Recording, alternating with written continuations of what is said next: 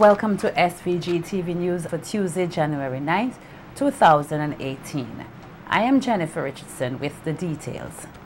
Attorney at law and activist K. Bacchus-Batiste has expressed strong concern over the decision to have fashion model Yogi Farrell committed for 2 weeks to the Mental Health Center. Bacchus-Batiste made her concerns known in an interview with SVGTV News, where she described the incident as a human rights issue that should be properly investigated. The veteran lawyer said that although persons have called upon her to handle the case, she is not a part of Farrell's legal representation, noting that she was, however, aware that her colleague Grant Connell represented the 22-year-old Otley Hall resident at the Magistrates Court last Friday, pro bono, as Farrell did not have anyone representing her. Bacchus-Batiste emphasized that she was displeased with the way in which Farrell was taken to court.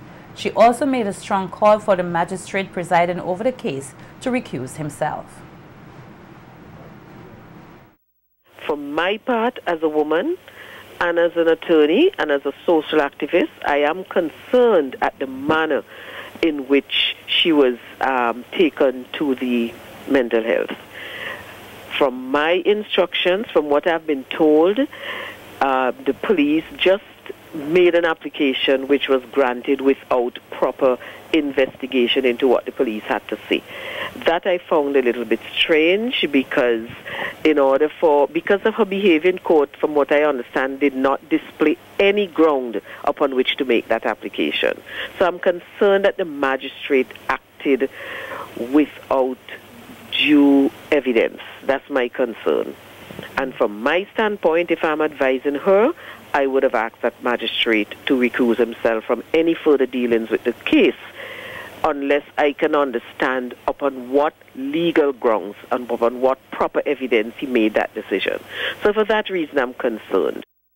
The legal mind said she's worried about the mental state of the fashion model and said persons should not be berated for questioning the way Farrell was committed to the mental health facility. The reason I'm concerned about is that I actually heard Dr. Karen Providence, the psychiatrist from the mental health, calling on a radio program to sort of berate and upgrade the radio stations for talking about the issue.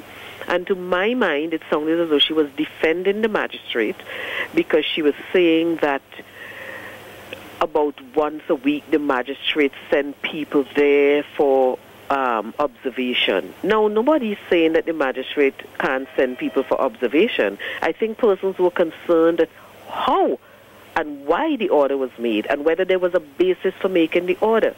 So I think by Dr. Providence calling in, it muddied the water more. She's a professional. She's a person who should be the Yogi will have to have confidence in. And if she's calling in and berating the radio stations for speaking about her case with empathy, I am concerned about the kind of care she would get from that place. Bacchus-Batiste said persons should not be afraid to speak up and stand up for the fashion model Farrell, whom she believes is being punished. And I think she needs help, and I hope she would get professional help. And I'm worried by the political slant that is being put on it, to the extent that it appears as though this administration can use their powers to get certain things done. And that I'm saying that is what it appears to me, and that worries me, really worries me about this girl. And so I am hoping that all right-minded Vincentians would speak up about it. To me, it raises many issues. Issues about sexual immorality, issues about older men having relationships with younger girls and probably abusing and misusing them. It raises issues of adultery and issues of many, many issues of true family values. And as I am concerned on that ground too. On Friday, the 5th of December, the 22-year-old fashion model was committed to the mental health institution for 2 weeks of observation, following claims that she allegedly used obscene language last week in the Prospect area on Karen Duncan Gonzalez, the wife of the 45-year-old finance minister, Camilo Gonzalez. This resulted in Farrell posting several videos on social media expressing her alleged affair with the finance minister, among other accusations. In an article published in the Searchlight newspaper today, Tuesday, January 9th, it is being claimed that the fashion model allegedly demanded thousands of dollars from the Gonsalves family in a letter. The newspaper article said one copy of the letter was delivered last Thursday to Karen Duncan Gonsalves, the wife of the finance minister, and another copy to the office of the Prime Minister. Searchlight said it has seen a copy of the letter, which contains the word blackmail.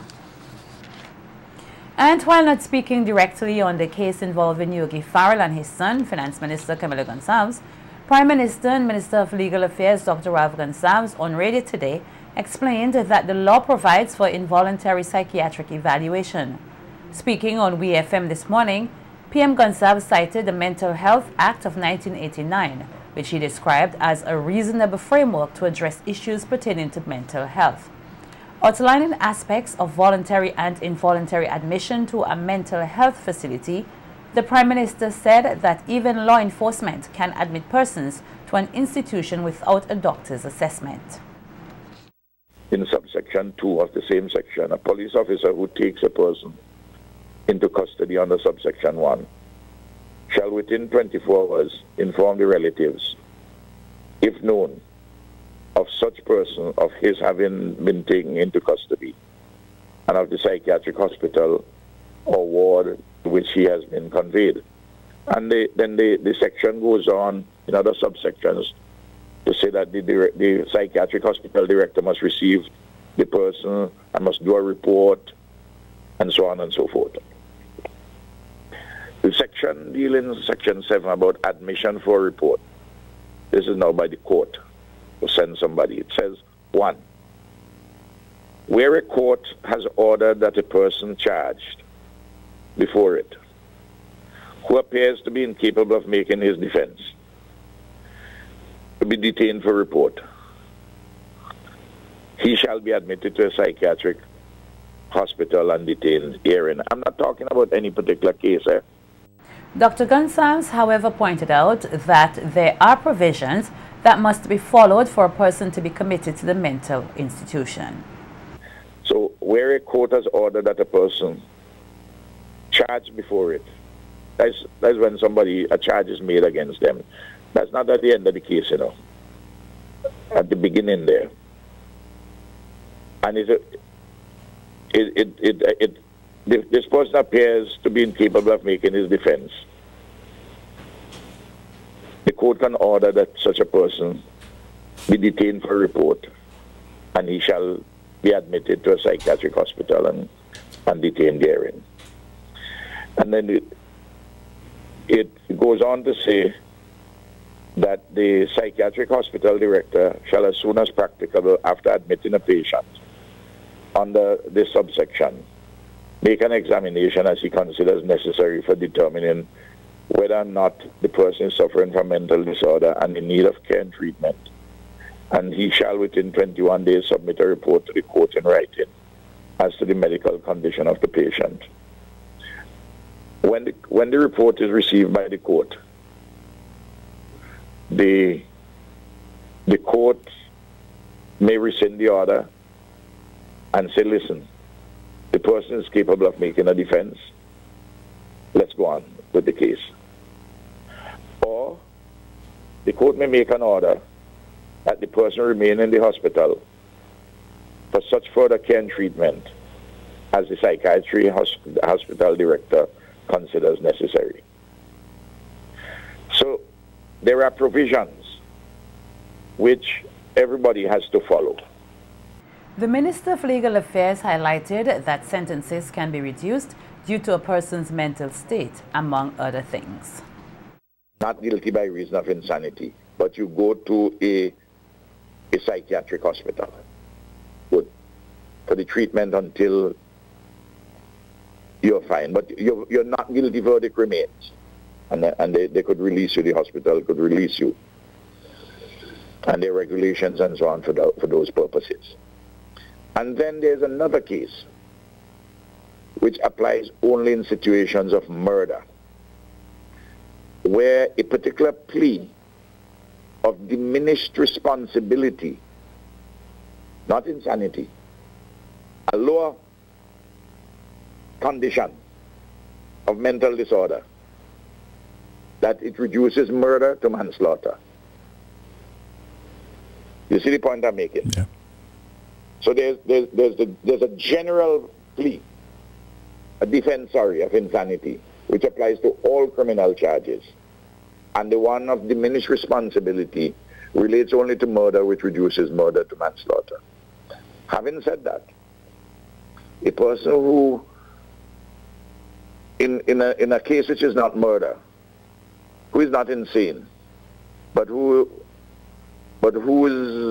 mental condition is challenged, the magistrate or judge will take that into account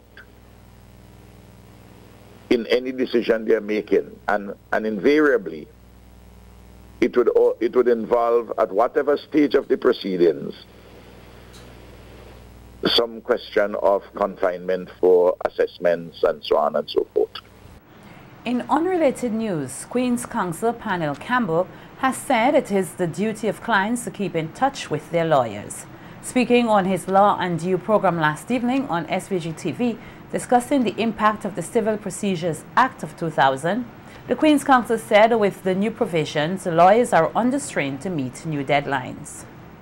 Is that almost every procedure in court has a deadline.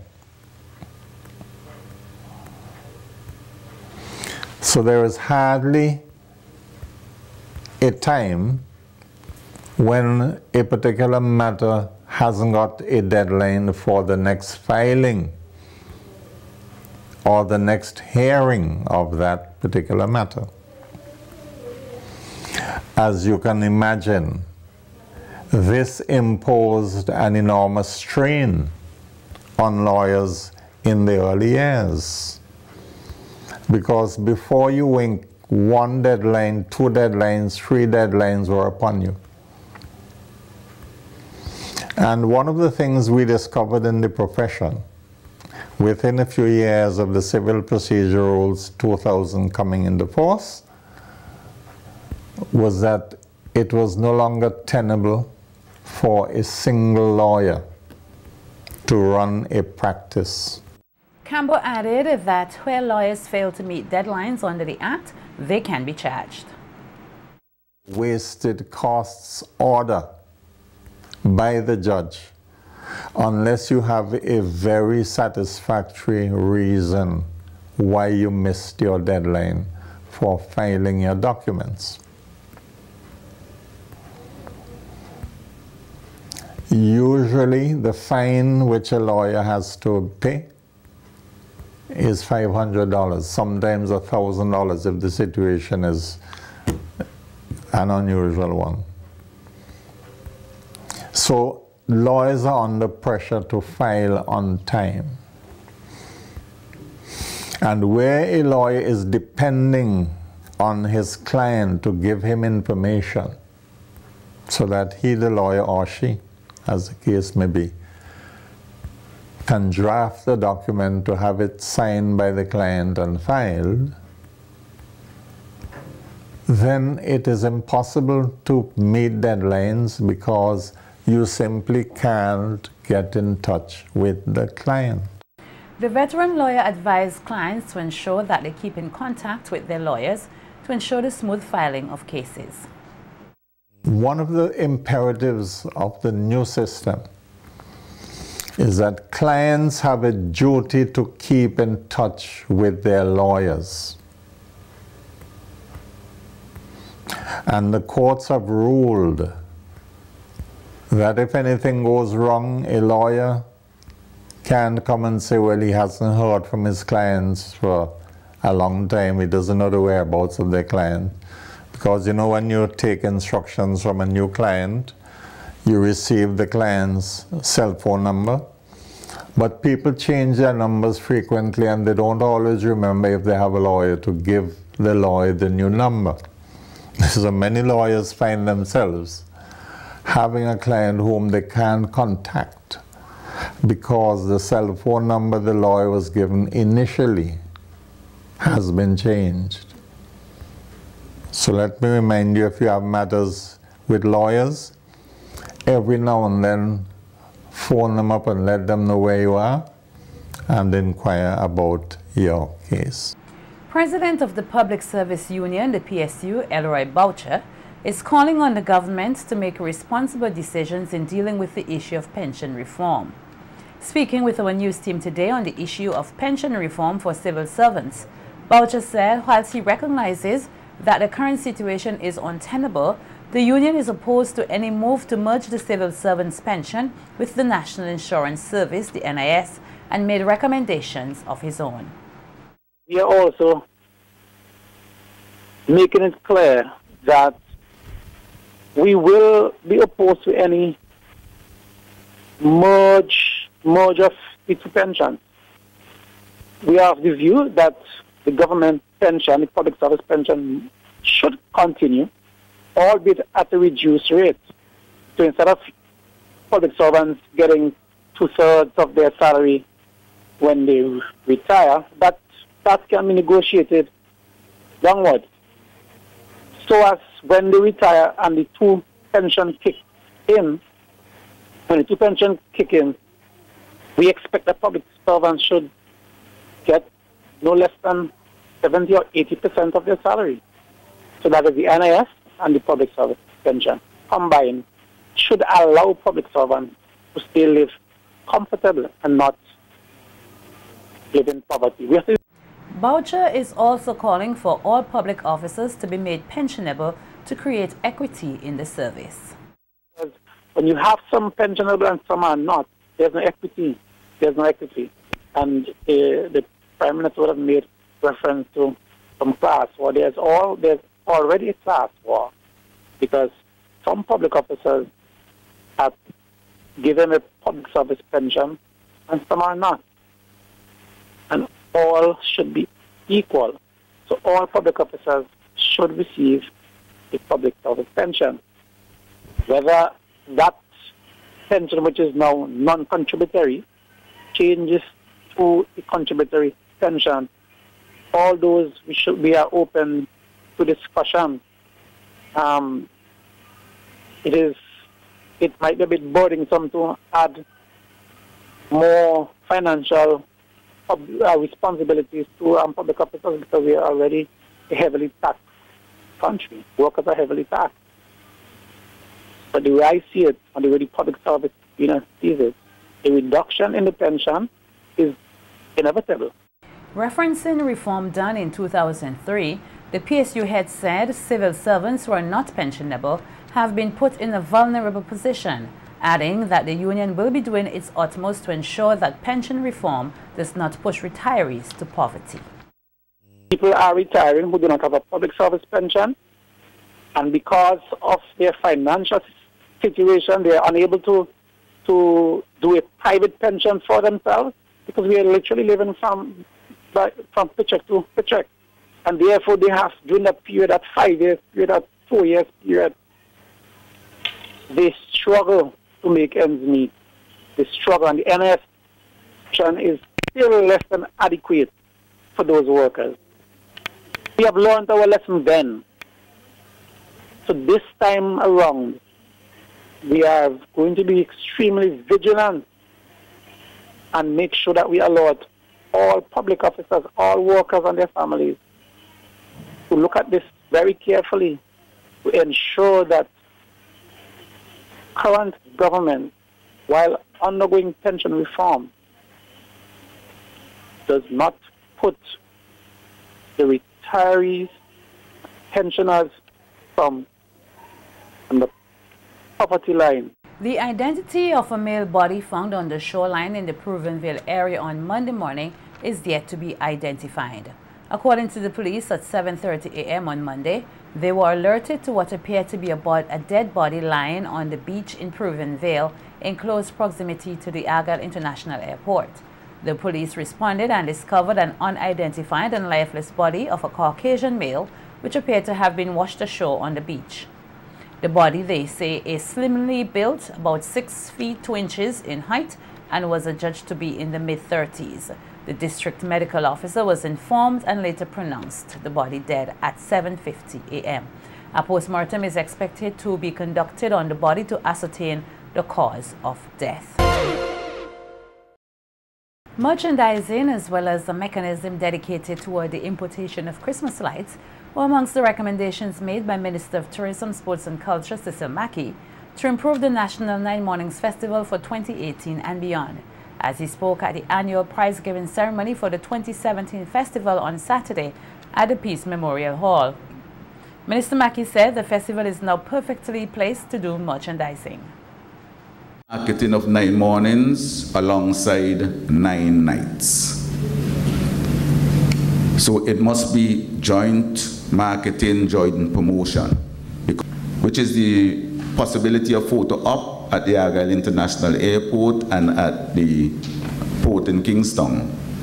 I don't think we quite pulled that together. I think that the festival is of significant magnitude and thousands of persons coming into the country now with the flights at Argyle. I think we now have an opportunity where we can safely go into merchandising. So the organizing committee will have to consider setting up a merchandising committee of their own, T-shirts, mugs, whatever items, because we have an opportunity. People will buy them, I'm sure. On the issue of Christmas lights and cost, Minister Mackey recommends the setting up of a mechanism dedicated towards the importation of Christmas lights. Mornings committee set up a mechanism to buy plenty lights and bring them in, because I'm sure that the committees will support the committee if they bring lights in. Because if you have 47 communities lighting up and having activities, I mean, surely they can feel confident that if they bring lights in, that they will be purchased. The suggestion of the private homes lighting up, the commercial entities lighting up, and having a reduction from the December bill when you compare it with the months before. I think that this is a discussion that we have to definitely make happen, and make happen in a meaningful way. Minister Mackey added that the private sector has a role to play and appealed to all stakeholders to aid in making the festival greater. Make a small little contribution to the development of our 9 Mornings Festival. That is growing in all other aspects, but they are not providing that show of support. The 9 Mornings Committee put in an extra effort this year in terms of the lighting of Heritage Square. Last moment when the ministry and cabinet realized that the business entities were not responding with the lights, we provided some support and decided that at least let us light the government buildings in Kingston. That came late. There were no lights available in Kingston, so that didn't quite happen. So now that we have that offer on the table, I'm sure that the 9 Mornings Committee would want to capitalize on that. So if we start with the government buildings, as many of them in Kingston, and encourage the business sector, I'm sure that we can make a much more impacting impression. Several homeless persons here were on Saturday the 6th January treated to dinner by the Lear Club St. Vincent. This was part of the organization's solidarity with the Lions Club and their worldwide week of activities, which is expected to conclude on the 12th of January 2018, dedicated to the elimination of hunger. The Leos fed over 75 homeless persons, and they also received a hygiene kit and the opportunity to select fresh clothing. With their service above self motto, President of the Lear Club of St. Vincent, Maurice Franklin, said they were assisted by members of the Commonwealth Youth Peace Ambassador Network. Usually try to deliver a hot breakfast to the homeless at least once a month. It's been an ongoing project of ours. So last year we decided to expand the project by not only feeding the homeless, but also making an effort towards inclusion and humanizing them. So we host a dinner where they're offered the opportunity to sit, have a meal, and basically get new clothes and just have a good time. The dinner this year was hosted in the parking lot next to the post office. we would have provided dinner from various restaurants. They would have assisted us in the project, and they were given drinks as well, and they got a little goodie bag at the end, a hygiene kit that contained toothpaste, toothbrushes, and some soap. The Leo Club president made the call for more persons to join the charitable organization. I'd just like to encourage people to, yes, join the Leo Club. We always need more hands on deck. And when you see us coming, please try to support us in our efforts. We know sometimes it might seem like we ask for a lot, but we are just trying to give back and help those in need, help those who are less fortunate. I would say that our LEO stands for Leadership, Experience, and Opportunity. So you, as a member, you're given the opportunity to lead. You have several experiences, such as workshops that are designed to assist in your self-development. And you have projects like these that just widen your world. 2 more persons received prizes in the Berger Paints Paint and Be Merry Christmas promotion. At the second presentation today, each winner received a $500 voucher redeemable at CK Graves. Speaking at the handing over, Berger Paints SVG representative Barbara Soso thanked the winners for their support. I wish to congratulate you two guys on winning our Paint and Be Merry Berger Paints Christmas promotion, and I hope that you will continue to be Berger customers. We really welcome you having confidence in Berger Paints, and we would like to tell you that we hope that you are merry and have been merry from our Paints and Be Merry Christmas promotion. And I understand that Dunstan you bought from Lanes, and Branson you bought from Quality Paints. Well, Berger Paints and Lanes as the agent would like to congratulate you. And I just wish to tell you that we have here for you $500, a $500 voucher, which you can use at CK Graves to purchase any CK Graves item that you want. So I will now hand this over to you.